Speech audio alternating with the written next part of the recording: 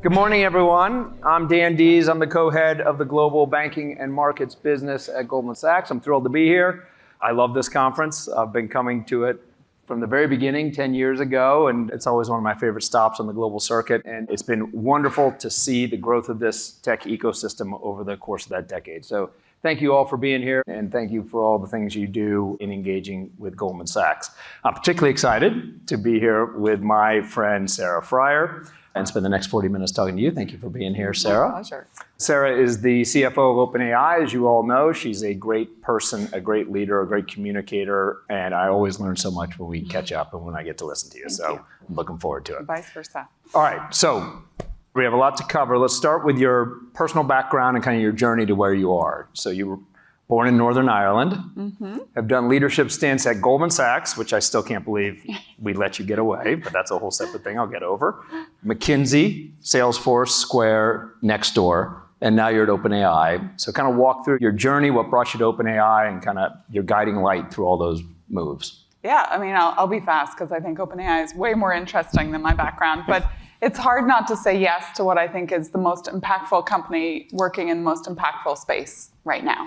To be in the crucible of what's happening from a technology standpoint, something that I think is truly bigger than any tech wave we've seen to date. And I've had the privilege of, I wasn't around in the PC revolution, but certainly as the internet came to bear, I was making my way from McKinsey to Stanford Business School. So class of 2000, we were both, the bubble was on the rise. And also we saw the other side of that for a couple of years in Silicon Valley winter, to then see the rise of mobile and see how that impacted companies. And I kind of made my career, frankly, at Goldman talking about the shift to the cloud. And so it's fascinating to now be on the other side, both talking about the impact of AI broadly at a broad world level, all the way down to government impact, down into enterprise, business, education. We can get into those topics. But then also now to be starting to talk about AI infrastructure. It feels like almost that dawn of cloud computing again, albeit with a very different type of architecture and build. So fascinating time to get to do what I'm doing.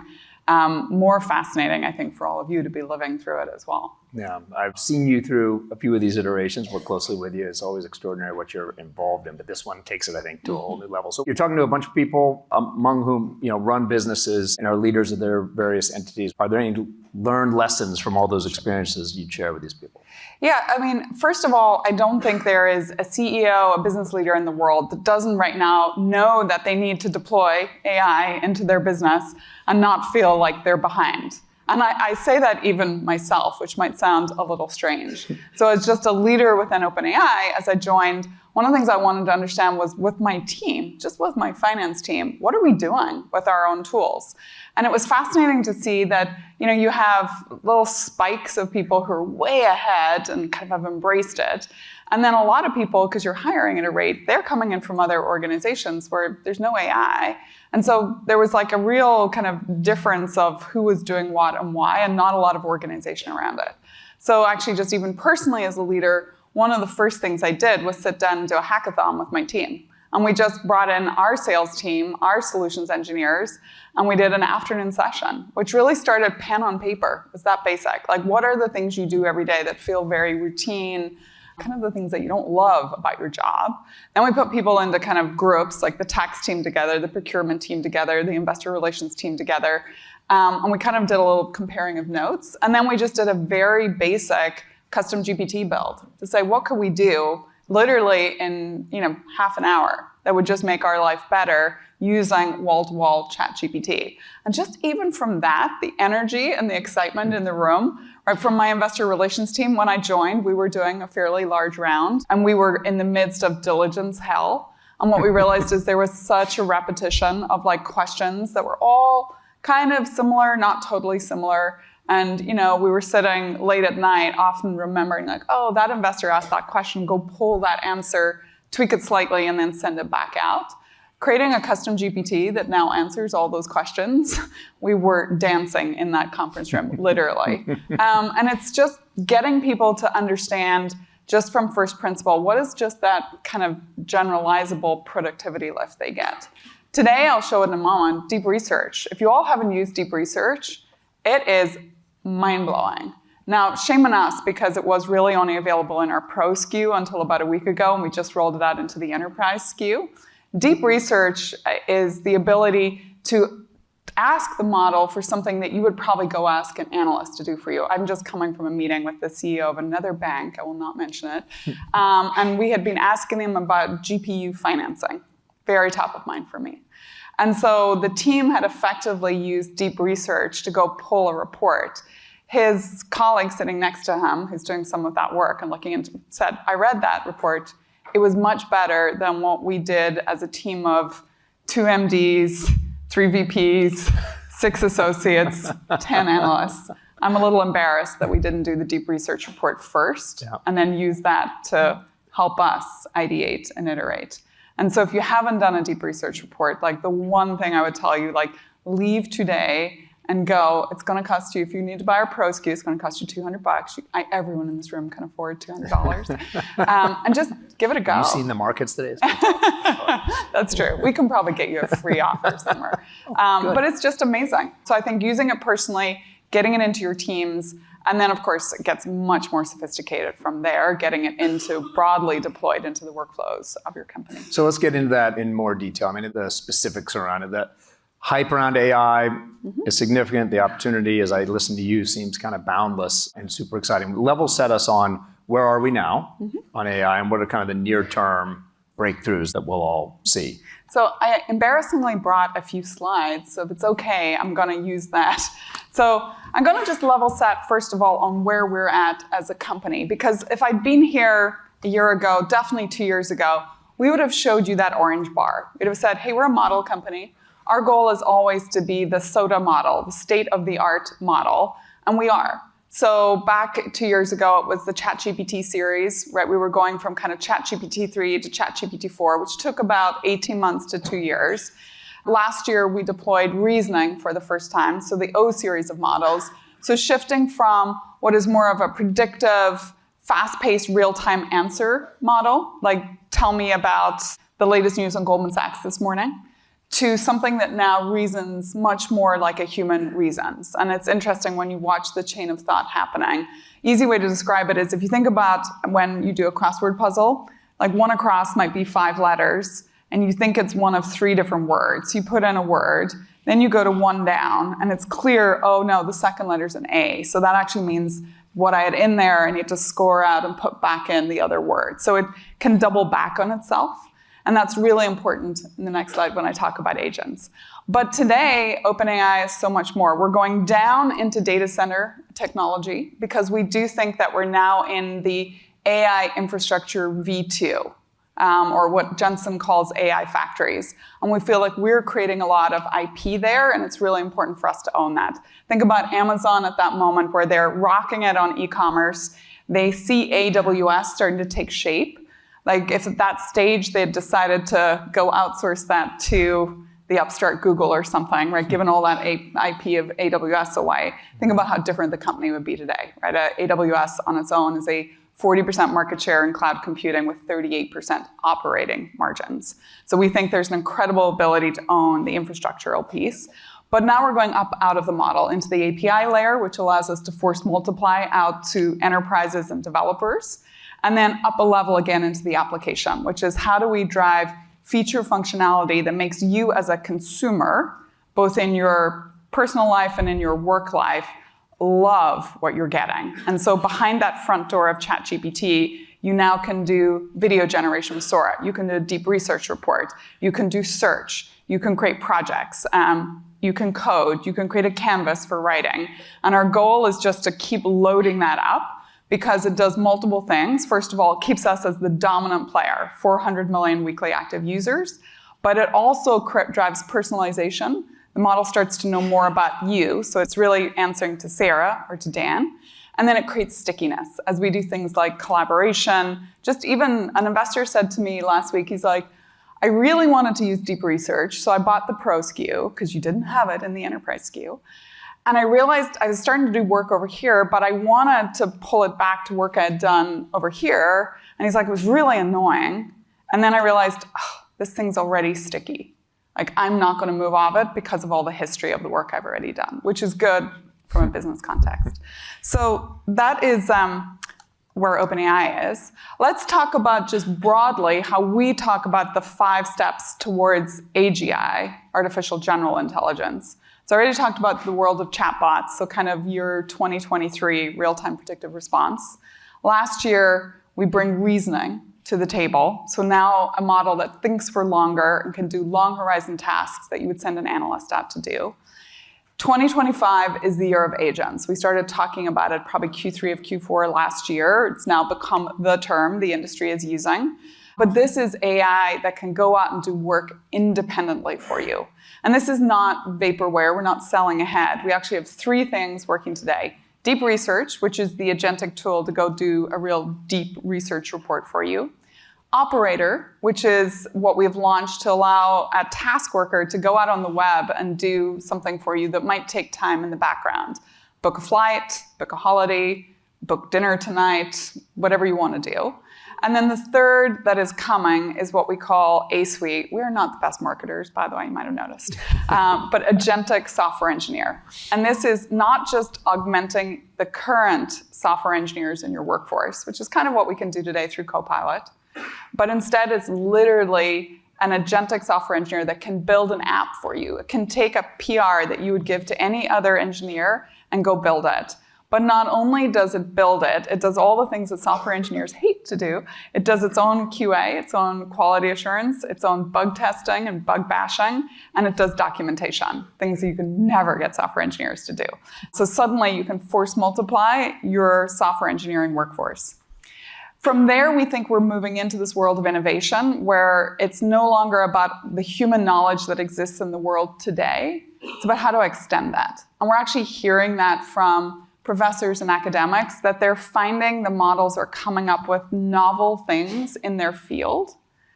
They don't yet know if those novel things are real because they now need to go and test and say, is that actually a new discovery? But we are actually hearing that back from academia and then longer term agentic organizations.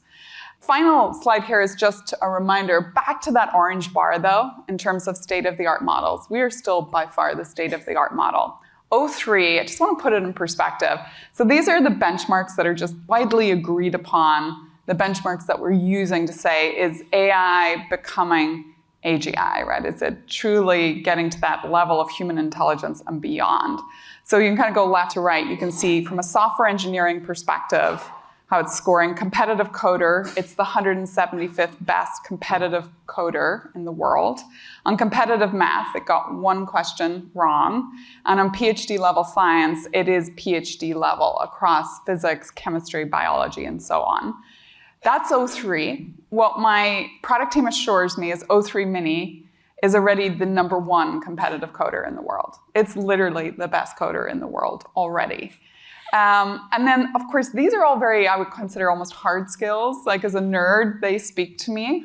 But we're actually spending a bunch of time thinking about the more EQ side of models. So 4.5, I told you we're terrible marketers, which we just released this week. I think it was this week. We spent a lot more time training that to have, what Silicon Valley loves to call vibes, but effectively EQ. And so it is a much higher level of like when you're talking to it, it feels very human. It's actually better for things like design or writing or creative concepts rather than just pure kind of hard math and science. I think that's it. So I think we can pull down slides. It's extraordinary when you go through and you look at the #1 coder in the world now that can be your AI. You refer to AGI, but what's your definition of what is AGI specifically, and when will OpenAI be there? So, this is the question that everyone's asking. AGI in definition is that point where we believe AI systems can take on a majority of the real kind of value-added human work in the world and do it. And we're getting pretty close to that being the case. If you ask Sam, he would kind of say it's imminent. We may be there. And it's also artificial general intelligence. It's not super intelligence, right? So it's just, frankly, I look at this and say, I am not PhD level in biology, physics, math, coding, and so on. So it might already have surpassed Sarah intelligence. Not it might. It has, for sure. And so the question is, does the technology already exist? We may not yet be using it to its full extent. In fact, I know for sure we collectively as a world are not using it to its fullest extent. And so, we would say we're getting pretty close at this point. Now, I think there will be a lot to go from here, right? Because that is a very flat world where a lot of the interaction is through our fingertips, maybe through voice, maybe through auditory, maybe through visual. There is a whole next world of AI where it becomes much more 3D, truly robotics in action, where you think about tasks like factory worker tasks, farming, right? Areas that we've seen technology begin to move into, but hasn't just fully moved into. I think that's going to be a whole other field of very fertile ground for people to mine. Yeah, okay. It's extraordinary. It's dizzying to think about. So your CEO, Sam Altman, was at that White House with Larry Ellison. And Larry, at the time, I remember watching the clip when it came out, was talking about the idea that AI-designed vaccines could cure cancer. And he kind of went through the personalization of that, both the diagnosis and then the formulation of the vaccine. Is that realistic as a thing? And what other kind of big blue sky kind of big ideas are there? I mean, I think it's very real. And that's why I made the point about what we're hearing from academics in their field of expertise is that we might already be pushing that boundary. We might already be finding new discoveries, novel in the world. Think about what's happening in models generally. I think we'll talk in a moment about why more compute. But today, there's always like whatever the noise of the week is. So there was the laws of scaling are dead. I can't remember when that was. That might have been a month ago or whatever. No, now there's actually 3 scaling laws happening. There's pre-training, which is when you just make the general purpose model smarter. And that tends to be more data, more algorithmic expertise, so kind of where researchers come to bear across more compute. And so it's certainly leading to an industry that requires a lot of capital to really be successful. And that's when you hear us talk about these big models like GPT-3, GPT-4, GPT-5, right? They're happening on these massive compute fabrics that are scaling up logarithmically. So that's kind of pre-training, general purpose model. Then you get to post-training. So post-training is where fine-tuning starts to happen. So let's say I wanted to create models that were really good for diagnosing diseases. So it would ingest all of the human information that's available out there, broadly speaking, to create a general purpose model. On fine-tuning, you might then say, okay, now I want it to really take medical textbooks, and I want it to kind of digest this happening in a post-training moment, because I want it to get very deep on diagnostic to perhaps move into this world of like future vaccines that we don't yet know about. That's the post-training world, also a law of scaling, and we're finding a lot of fertile ground there. It's a lot of where our O-series reasoning models are getting better and better post-training. And then the final area is what's called test time compute. And that's at the moment where the model's really doing something for you. During inference, you can ask it to go a little deeper, take a bit more compute, and see if you can come up with a better answer, a more accurate answer. So I asked ChatGPT this morning, how would I explain this to an audience in layman's terms? So here it is. Work with me. It described it as a car, right? So general purpose model is like you built a car, you figured out what a car is. Wheels, engine, suspension, it's going to move. Okay, the fine-tuning moment is like, you're like, well, I want this car to be able to race, so I'm going to give it a different engine. So it's kind of the general purpose car exists, but I'm going to upgrade the engine. The inference, the test time compute, is the moment where you can put it into sports mode. Right? Now I'm really hitting a racetrack and I'm going to go from whatever normal four-wheel drive I'm in into sports mode. So that's kind of your 3 laws of scaling. And this is why when Larry said we think these models can help us create cures for cancer and so on, yes, because it's all about how specific can you get. And we launched something right ahead of the holidays called reinforcement fine-tuning, where one of the things our researchers have found is that it actually doesn't take a lot of information for the model to show a significant uplift in output in a particularly niche area. But the key is, can you get to that specific information area? So if you wanted to do research on like neurodiseases, on degenerative outcomes, can you get enough information in that particular area? But even a small amount of information causes a massive uplift in the model's utility. Okay. The ChatGPT did a nice job. Nice the car job, right? analogy, wow, I didn't see that coming. So you referenced it, the Stargate announcement, the $500 billion over 4 years. These numbers are staggering. You and I have worked together a lot in your capacity as CFO of other organizations. These numbers are staggering. How do you think about that? Put that in context for us. And how do you think about the power and infrastructure needs that come around that? Yeah, so Stargate we announced as a $500 billion investment in compute, shortcut way to talk about 10 gigawatts of compute being required. How do we get to that number? It's a big number, and I've just talked about these 3 scaling laws that are required. So more and more compute at every instance of a model's development. What I see today is, this is my investor pitch. It starts with, I make terrible business decisions every single day.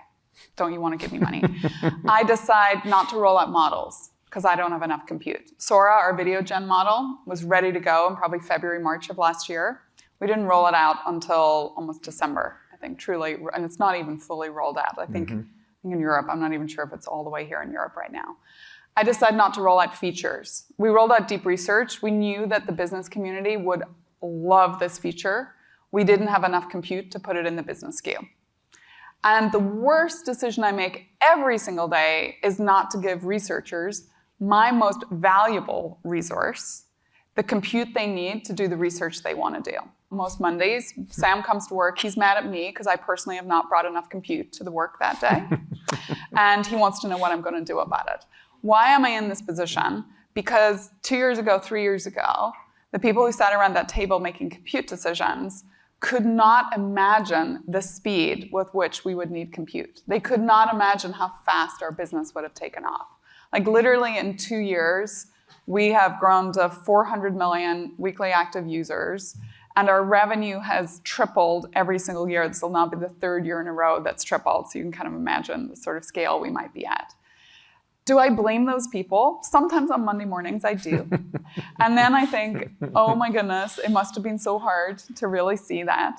And then I think, okay, Sarah, if you're here in 3 years and that is the problem, you should get fired. So I do not want to get fired. I might die before I get fired at the pace this place goes at. But I do want to make sure that we are not running into being compute constrained. And I think that in 3 years from now, we will look back and laugh at how we were losing our minds at 500 billion being like such a big number. Now, it is a big number because 10 gigawatts of IT load or even utility load, again, good ChatGPT moment, like Ireland, so I kind of think the island of Ireland uses about 7 gigawatts. So the whole country uses less than we're talking about. So that does raise questions about just how do you scale that up? Where is the power going to come from? How do we think about a world of renewables and so on? And how do we think about our climate and our environment as we do that? How do we think about reskilling populations to be able to do that sort of build, right? Turns out electricians, HVAC people, it's truly resources that can constrain build-outs. And so this is where I think governments are particularly interested in something like Stargate, because while it is both a financial investment, it is also a total rethinking of jobs, of economic development zones, of how to stay ahead. And then geopolitics starts to come to bear too, because we are in a race with China, as we just saw with DeepSeek. And we should not take that lightly because that has ramifications for things like national security as well. Yeah, I want to get to that in a second. But one of my takeaways whenever I listen to you talk about this is the extraordinary power of these tools that are being developed, and yet how hard a time we have just deploying, figuring out how to deploy them in my personal life and in business life. So we're all going to need to figure out, CEOs, leaders of businesses are going to need to figure out how to deploy AI in their business, and we're all going to have to figure out how to deploy it in our daily lives. What are best practices? You kind of went through how you did it when you showed up and whiteboarding it a little bit. But as you work with CEOs, how should we be using this in our business? And then we'll get to the personal side. Sure. What I described in my own team is a little basic, frankly, but sometimes that's just the starting point. The great thing about this technology is most people are trying it in their personal life already. So particularly anyone under the age of 35, they're using it in schools. Our EDU SKU, what we're seeing is university systems deploying this kind of what we call wall-to-wall ChatGPT. So Arizona State University, ASU, has 181,000 seats deployed across students, faculty, and researchers. California State Universities just did a 500,000 seat deployment for us. Yesterday we announced, I'm not going to get the name right, but it's effectively the AI Research Collective, which I think today has 15 institutions, including Oxford, my alma mater. I was super excited to see that. Effectively deploying broadly at their institutions around research, but also putting in new data. You can now get dissertations from 1498, I think, which I don't know if I'd written a dissertation in 1498. I'd want people to be reading it today. But how fascinating. Back to those... Written in Old English, like Chaucer. You have to... Yeah. And that goes back to that spiky point about getting data in kind of spike areas. Even if it's a small amount of data, makes a model very smart. But education establishments are really going in here. The country, Estonia, as a country, has just grabbed a wall-to-wall ChatGPT deployment for all secondary schools. So every secondary school in the country will now have access to ChatGPT for learning. So whether you like it or not, everyone is using it and learning how to use it in a personal way. There's just an expectation that this technology is already adding value. This is like value from minute one. So I think that's the good thing, is just letting a little bit of thousand flowers bloom. But then I do think you need to be specific. Like if I take banking as a vertical, you're a heavily regulated industry. And so what we have done, and I think are now become much more known for, is we have now gone into institutions, seen success in certain areas, built case studies. And so when we come to visit you in your particular vertical, we can actually bring really good examples. And so in the banking example that I was just in, what we typically see are deployments around things like credit, fraud detection, around things like KYC, AML, deployments around wealth management and research, and then in areas like investment banking, where everything from I want to prep for a client meeting to almost that CRM piece about which client, this just happened in the market, which clients should I now go to? So that kind of whole range. So for us, it's about how do we build those case studies, get them out in the world, so when you as executives come, we're not just waving our arms around and telling you, don't worry, this is going to be great. And you all leave thinking, sounds a little hypey. But we can actually show you tangible examples you could take to your board that says, here's how I can either save money or drive more revenue. Yeah. And on the personal side, any personal hacks on how I can look informed? And I feel like I do worry that I overuse chat. I use ChatGPT for everything. So, from travel, I love it for travel, by the way, from the just pure ideation, want to go away for a week at this time of year, here's where we've been before, give me some, blue sky ideas, to recipes, stuck in a supermarket, know I need to make chimichurri sauce, can't quite remember what goes into it, to this is me at my nerdy worst. My husband was showing me California wildfire insurance, really hard to get. We got 2 quotes back. One was like, coverage only up to about, a quarter of our house, but much lower rate and almost no retention, versus full coverage, super high retention, really high rate. Yep. And I'm kind of looking at it, very pertinent. I know that you live in LA, trying to decide. And then even more so I wanted to I was like, I don't want to I think it might be the better insurance, but what if they can't stand behind it? Yeah. So I did a deep research report. Yeah. Shocking for you to do that. And my husband was like, I just wanted a yes or no. Right back into your nerd CFO phase. He's like, that took an hour. I thought it would be 5 minutes. But I feel very educated on the California wildfire insurance industry now. I'll need your counseling. I have one other question. I'll wrap it into one question for you, which is just the investment on what's next. What's the investment plan? And this, I'm just asking for a friend. What about going public? How do you think about the raising money, thinking about the private context versus public, and what are the trade-offs and ideas there? The focus right now is compute, researchers, data, those 3 areas. Compute, really through the lens of Stargate. And that's going to be a lot to kind of birth it into the world. It has to come up as an entity. We have to go find sites, power. We have to dig holes in grounds, pull up data centers, fill them with equipment, buy GPUs, and really prove that we can do this with this first tranche. And then I think that will be kind of contiguous North America, but we view this as kind of a global push because we want to be able to put data centers, in many cases, closer to customers anyways. But this is a good way to work with government. So that's compute. Researchers are researchers. We want to hire the best and the brightest. And of course, we want to help the school system continue to kind of push those people out. Like, this really is a new domain. So there's not a lot of PhD AI students today, but that's growing very, very fast. On the data front, it's working with data providers and so on to do that well. IPO, I can't even imagine that right now. I've got so much going on. But I'm sure at some point, being a public company is good hygiene. It forces you to, first of all, you get access to the capital markets. Sunlight is the best disinfectant on any financial enterprise. And then beyond that, it just creates a rigor. I do think as a company, we're going to be different in the public markets, right? We're going to have investors who are understanding that we will continue to aspire and do very big, ambitious things. And, that has to have the right investor mindset. Like 90-day cycles are probably not going to work perfectly for that. Makes sense. Understood. Well, we're standing by and available. Anyway, Sarah, thank you. Thank you for being here with us. You're extraordinary. Thank you. Okay, thank you.